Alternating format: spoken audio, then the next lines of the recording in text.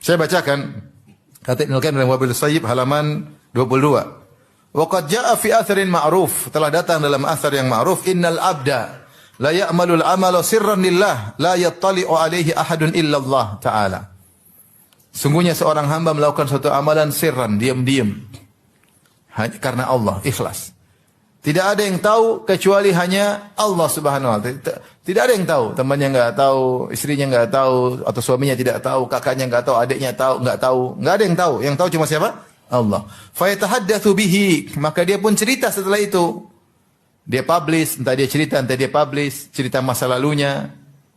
Karena ikut podcast cerita macam-macam. Bahaya ini. Cerita. Dia ikut podcast cerita, saya dulu begini, saya dulu begini, saya dulu begini. Dia ikhlas, bukan riya, tapi dia cerita akhirnya. Fayantaqilu min diwani sirri ila diwanil alaniyah. Maka berubahlah catatan amal yang tadi dicatat di buku catatan amal tersembunyi berpindah kepada buku catatan amal yang kelihatan atau yang kita ketahui. Ini pahalanya berkurang. Tsumma yasiru fi dzalika diwan al hasabil alaniyah. Maka kemudian berubah pahalanya jadi berkurang. Kemudian kata Ibnu Qayyim, fa in tahaddatsa bihi li sum'a wa talabil jahi wal manzila inda ghairillahi ta'ala abtalahu. Kalau ternyata dia cerita lagi, kali ini ceritanya bukan untuk apa-apa tapi untuk riya, supaya orang akui dia.